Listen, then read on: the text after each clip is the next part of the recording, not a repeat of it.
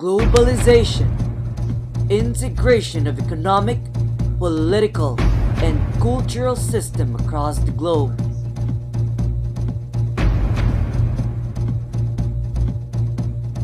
Or is it the dominance of developed countries in decision-making at the expense of poorer, less powerful nations?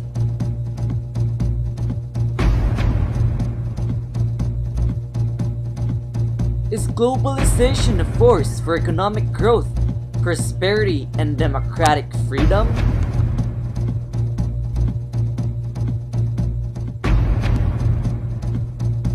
Or is it a force for environmental devastation, exploitation of the developing world, and suppression of human rights?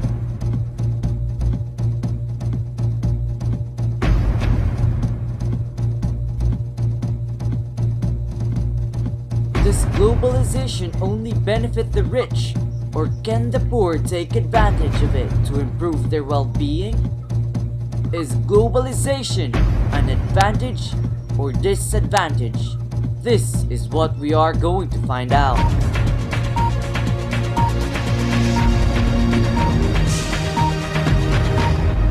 Ang susunod na programa ay may temang not advisable to people who have shallow minds, kung kaya't patnubay ng parents ay needed.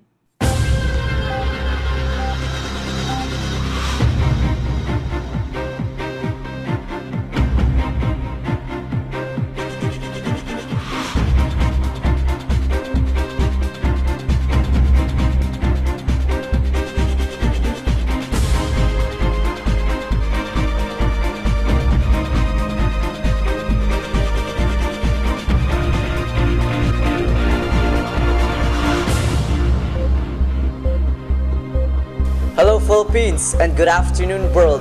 I am Rad Andres and this is GNN, Globalization News Network. For our first headline, an OFW was exploited for 12 years and was outsourced to China for 12 years and now works in a local company here in the Philippines as a carpenter. Here is Jelarina for the complete news. Thanks, Rad. It's me, Jelarina. Now, we have here a story of an OFW that's been outsourced to China. Here, we have here Mr. Reyes. Mr. Reyes, can we have a few words with you? He's kind of busy right now. Can we have a few words with you? A word with you? Sige. Okay. Arigato. Hindi ba you worked for an American company for 12 years? Yeah. So, anong abuso ang naramdaman niyo doon? Trabaho ng trabaho. Amerika eh. So, isipin ko, ang sarap ng, ng sweldo, ang laki, tapos yung benefits. Pero 12 years, wala pa nangyayari kahit ano-ano. Wala. As in, 12 years ako nagtatrabaho doon, pero ganun pa rin yung benefits. Walang nangyayari. Wala. So we have here an employee of a dead-end job. Now, after 12 years, what did the American company do to you? Basically, after 12 years, akala ko may raise ako sa sahod. Akala ko may ibang benefits. Akala ko magkakaroon ako ng retirement pay. Pero after 12 years, wala. Napunta rin ako sa China. Ganun din naman yun yung nangyari. Trabaho ng trabaho. O another 12 years. Waste time. Waste. A previous worker working for an American company, now outsourced to China. Now he has no other choice but to work here as a carpenter. Nothing more, nothing less. Now this is Jelarina again, reporting for GNN. Back to you, Rad. Thank you, Jelarina, for that report.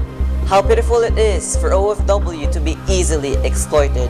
Who knows where this is coming from? What causes this? But moving on to our next headline. Epidemic mumps H1 entry from Thailand is now here in the Philippines achieving pandemic status. Here's the complete story from Juliana. Juliana? Thanks, Rad. We have here a nascent problem. A problem that deals with pandemics and epidemics. Here we have ground zero in the Philippines of the epidemic mumps H1N3.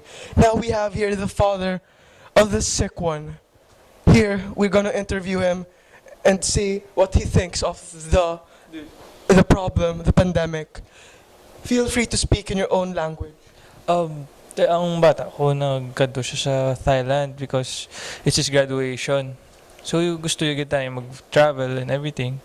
So pagbalik niya, he got sick with H1N3. Now, may pandemic na so buong galibot-libot and everybody's getting sick. Yeah. Now we have here a professional that could actually explain what N1H3 is. Please, doctor. H1N3 is this new pandemic, mainly from Thailand. Basically, the initial signs are seizures and high fever. But then, as you see, he has quite like an epileptic disorder because of the H1N3. It brings some complication to the brain, leading to the nervous breakdown of the overall body system of a person. Yeah, it's quite viral. Yes, this is ground zero indeed. Yes. So, doctor, how do you think this ever came to the Philippines? Due to immigration, people coming in and out of the country to do business, to have fun, all sorts of things. This is unavoidable because of let's try not to use the word, but globalization. Globalization, ladies and gentlemen, it's just our biggest problem here, even when it comes to people getting sick. Again, this is me, Juliana, reporting for GNN. Back to you, Rad. Thank you, Juliana, for that news report. Before we move on to our next headlines, we will have a commercial break. We'll be right back. Please stay with us.